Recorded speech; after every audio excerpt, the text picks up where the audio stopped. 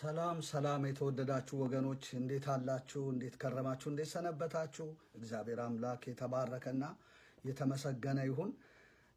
ጋዜጠኛ ነጋሽ በዳዳ በጳጳሳቱ በሊቃውንቱ ዙሪያ በጣም ያዘነበትንና የተከፋበትን ሐሳብ በግልጽ በአደባባይ ወዮላችሁ በማለትና ጳጳሳትንም ሆነ ሊቃውንትን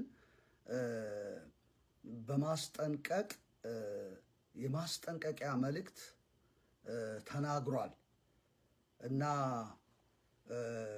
አንዳንድ ጊዜ እግዚአብሔር እንዲህ አድርጎ ሰዎችን ያናግራልና እስቲ የተናገረበትን ቪዲዮ ከሰማን በኋላ እኔም ደግሞ በበኩሌ በእግዚአብሔር ቃል መሰረት የተሰማኝን እውነት ጨምሬና አያይዤ አብራራለሁ። ወደ ጋዜጠኛ ነጋሽ በዳዳ ወደ ለቀቀው ቪዲዮ እመልሳችኋለሁ። ቪዲዮውን ተከታተሉና ከዛ በኋላ ተመልሼ የራሴን ማብራሪያ እንደ እግዚአብሔር ቃል እናገራለሁ ማለት ነው። ቪዲዮውን ተከታተሉ። ተባረኩ። ዝም ያላችሁ ቆሞሳት ወዮ ለናንተ፣ ዝም ያላችሁ ሊቃውንት ወዮ ለናንተ። ሆድ ይሙላ ደረት ይቅላ፣ መዳይ ምጽአት አይጉደል። ምን አገባችሁ? የእርዳታ ታርጋ መኪና ለጠፋችሁ፣ ብርሃን የሆነ ዓለም ተሰጥቷችሁ በጥቁር መኪና የምትሄዱ ሊቃነ ጳጳሳት ለናንተ ወዩ። ከማን እንደምትደበቁ አላውቅም። ሂዱ ለዓለም ሁሉ ተብሎ ሐዋርያት ተልከው በይፋ በአደባባይ የተላኩ ሐዋርያት፣ እናንተ ግን በጥቁር መኪና ታጅባችሁ ብርሃን በሆነው ዓለም ብቻችሁን ትሄዳላችሁ። ምን እንደሆነ አይገባኝም። ሊቃነ ጳጳሳት ለምንድን ነው በጥቁር መኪና የምትሄዱት? ህዝብ እየባረካችሁ አትሄዱ? ደም አይደለም ሀገር እየባረካችሁ አትሄዱ? ልማት እየባረካችሁ አትሄዱ? መሪ እየባረካችሁ አትሄዱ? ወታደር ጠባቂ እየባረካችሁ አትሄዱ? ተቃዋሚ ሲሆን እየባረካችሁ አትሄዱ? ልጆቻችሁ አይደሉ? ጥቁር መኪና ጥቁር ስቲከር ለእናንተ ማን እንደፈቀደ አላውቅም።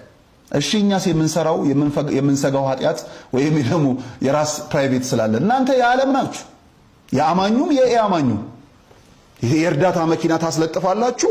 ጥቁር መኪና በአደባባይ ግን ክርስቶስን አዳኝነት የክርስቶስን አምላክነት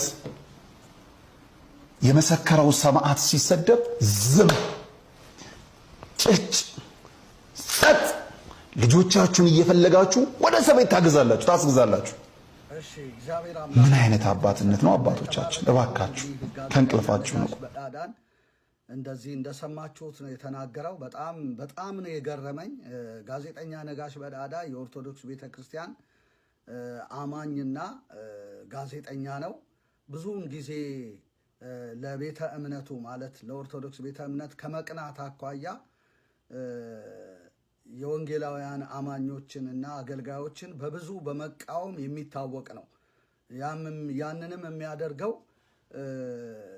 ለኦርቶዶክስ ቤተክርስቲያን ከመቅናት አንጻር ነው ብዬ ነው የማስበውና የእግዚአብሔር ቃል ዕውቀት በብዙ ስላልበዛለት የእግዚአብሔርን ቃል ቢያነብ ኖሮ የተዋረደውን ከመልካም ይለይ ነበር እና ያንን ባለማንበብ የእግዚአብሔርን ቃል ለ66ቱ ቅዱስ መጽሐፍ ሰሚት ባለማድረግ ወይም ባለመገዛት ነው ትክክል የሆነ እየመሰለው ብዙ ጊዜ ሲያወግዝ ሲቃወም የምንሰማው። አሁን ግን መልኩን ቀይሮ ጳጳሳትን ሲወቅስ ነው የምናየው። በጣም ነው የሚገርመው እና ምንድን ነው ያለው? ዝም ያላችሁ ቆሞሳት ወዮ ለናንተ፣ ዝም ያላችሁ ሊቃውንት ወዮ ለናንተ። ሆዴ ይሙላ ደረቴ ይቅላ፣ ሙዳይ ምጽዋቱ አይጓደል ያላችሁ ምን አገባችሁ? የእርዳታ ታርጋ መኪና ለጥፋችሁ ብርሃን በሆነ ዓለም ውስጥ በጥቁር መኪና የምትሄዱ ሊቃነ ጳጳሳት ለናንተ ወዮ እያለን የተናገረው። ሂዱ ለዓለም ተብሎ ሐዋርያት ተልከው በይፋ በአደባባይ የተላኩ ሐዋርያት እንደዛ ሰርተው ወደ ዓለም ሄደው ሳሉ እናንተ ግን በጥቁር መኪና በእርዳታ መኪና በይፋ በአደባባይ በእርዳታ መኪና ታጅባችሁ ብርሃን በሆነ ዓለም ብቻችሁን ትጓዛላችሁ። ሊቃነ ጳጳሳት ለምንድን ነው በጥቁር መኪና የምትሄዱት? ህዝብ፣ ሀገር፣ ልማት ሰዎችን ተቃዋሚም ሆነ ደጋፊውን እየባረካችሁ ለምንድን ነው የማትሄዱት? እናንተ እኮ የዓለም ናችሁ፣ ፖለቲከኞች አይደላችሁም። ወይም ደግሞ የሆነ አንድ የሚሰጋ ሰው ሲኖር ነው በጥቁር መኪና የሚሄደው። እናንተ ግን እኮ ለዓለም የተሰጣችሁ የወንጌል አስተማሪዎች ናችሁ። ለምንድን ነው በጥቁር መኪና የምትሄዱት ብሎ ወቅሷል። በጣም ነው የሚገርመው። ብዙ የተናገራቸው ነገሮች አሉ። ይሄ ጥቁር መኪና ሌላም ጋርድ ጭምር የሰበሰበ ወይም ያከማቸ ይመስለኛል። እንደገና ደግሞ ወዲያው መታችሁ በቃ በመኪናችሁ በፍጥነት ትሄዳላችሁ። እናንተን ለማግኘትን ቀሳውስቱ ከኋላ ሱክ ሱክ እያሉ እየሮጡ አታዝኑላቸውም፣ አትራሩላቸውም እና የቤተ መንግስቱና የቤተ መንግስቱን በቤተ ክህነቱ አታለማምዱት። አዎ እና በጣም ከህዝቡ ርቃችሁ ነው ያላችሁት። እና በጥቁር መኪና ማን ነው ሂዱ ያላችሁ? በአደባባይ የክርስቶስን አዳኝነት አምላክነት የመሰከረው አዳኝነት ሲሰደብ ዝም ጸጥ ትላላችሁ። ልጆቻችሁን እየፈለጋችሁ ወደ እስር ቤት ታግዛላችሁ እያለ ብዙ ነገሮችን ነው የተናገረው። እኛም ምን አልን? ይህንን እኮ ነው የተናገርነው። በተሐድሶ አገልግሎት ውስጥ ከዚህ የተለየ ነገር የለንም። በጣም የሚያሳዝን ነው። ዛሬ ላይ እኮ ጳጳሳት እዛ ቦታ ላይ ለመድረስ ጳጳስ ለመሆን በጉቦ ሁሉ እንደተጀመረ እየሰማን ነው። ማለት ምንድን ነው? ከማዕረጉ መልስ ብዙ የሚያስገኙ ገንዘቦች ስላሉ፣ ጥቅማ ጥቅሞች ስላሉ፣ መንበረ ጵጵስና አለ፣ ገንዘብ አለ። እንደገና 4 ኪሎ ማረፊያ ይሰጠዋል አንድ ሊቀ ጳጳስ። በሄደበት ክፍለ ሀገር የውሎ አበላለው፣ መንበረ ጵጵስና ይሰራለታል። ንጉሥ ነው በቃ። ጫማው ይሳማል፣ ብዙ ነገር እና ያቺን ጥቅም ለማግኘት መነኩሴ ሰዎች ሆነ ብለው የሚመነኩሱ ሁሉ አሉ። ከዛም መልስ ደግሞ ጉቦ ሰጥተው ብዙ ረብጣ ገንዘብ ነው የሚያገኙት። እና ምንኩስና የሚለው ነገር በእነዚህ ጳጳሳት እይታ ስናይ እንግዲህ ዝም ብሎ ነው ማለት ነው። እና የሚሰጉትም ነገር ስላለ ነው በጥቁር መኪና ተሸፍነው የሚሄዱት። ሌላ ምንም ምክንያት የላቸው። ምናልባት የበደሉት ነገርም ሊኖር ይችላል። እኔ የማውቀው ነገር የለም፣ በዚህ ውስጥ እጄን አላስገባም። ጥቁር መኪና ግን አንዳንድ የሹማምንት የመንግስት ባለስልጣናት ህይወታቸውን ከመጠበቅ አኳያ ነው ይህንን ነገር የሚያደርጉትና ይሄ ሳይታለም የተፈታ ጉዳይ ነው። ያሳዝናል። ጳጳሳቶቻችን በአሁኑ ሰዓት ያሉበት ሁኔታ ይህንን ነው የሚመስለው። ነገር ግን ስናየው እኮ መንኮሰ ሞተ የሚል ነው ስርዓቱ። ነገር ግን በእውነት ሞተዋል ወይ እነዚህ ሰዎች? እንደውም ሕያውነታቸውን እያበዙ ለዓለም ነው የዓለምን ኑሮ ነው እያጣጣሙ ያሉት። እና ምንኩስናው በራሱ አግባብነት የሌለው ነው። ለሹመት ከሆነ ገንዘብ ለማግኘት ከሆነ ለመከበር ከሆነ ጫማ እንዲሳም ከሆነ መንኮሰ ማለት ምንድን ነው ትርጉሙ? እና እንደውም መጽሐፍ ቅዱስ ላይ እኮ ምንኩስና የሚባል ነገር የለም ወዳጆቼ። መንኮሰ ሞተ ከሚለው ይበልጣል። ከክርስቶስ ጋር የሞተ ሰው እኮ ለዓለምና ለሰይጣን ራሱን መስቀል ላይ የሰዋ ማለት ነው። ዓለም ለእኔ እኔም ለዓለም ከተሰቀልኩበት ከኢየሱስ ክርስቶስ መስቀል በቀር ሌላ ትምክህት ከኔ ይራቅ ነው ያለው። ይሄ ከምንኩስና አይበልጥም። ክርስቶስ እኮ ሲሰቀል አሮጌ ሰዋችን አብሮ ተሰቅሏል። ከክርስቶስ ጋር ሞተናል። ሞታችኋል ነው የሚለው ቆላስይስ 3 ላይ። ከክርስቶስ ጋር ሞታችኋል፣ ሕይወታችሁም ከኢየሱስ ክርስቶስ ጋር ተሰውሯል። ኢየሱስ ክርስቶስ በሚገለጥበት ጊዜ ከእርሱ ጋር አብራችሁ ትገለጣላችሁ። አሁን ግን ከክርስቶስ ጋር ሞታችኋል ብሎ ነው የሚናገረው ቆላስይስ። የቱ ነው የሚበልጠው? ከክርስቶስ ጋር መሞት ወይስ የእንጦንስና የመቃርስን ስርዓት አምጥቶ መንኮሰ ሞተ ብሎ ደብረ ሊባኖስ ገዳም ገብቶ መሞት? ከሞቱ እነዚህ ሰዎች ለምን በጥቁር መኪና ይሄዳሉ?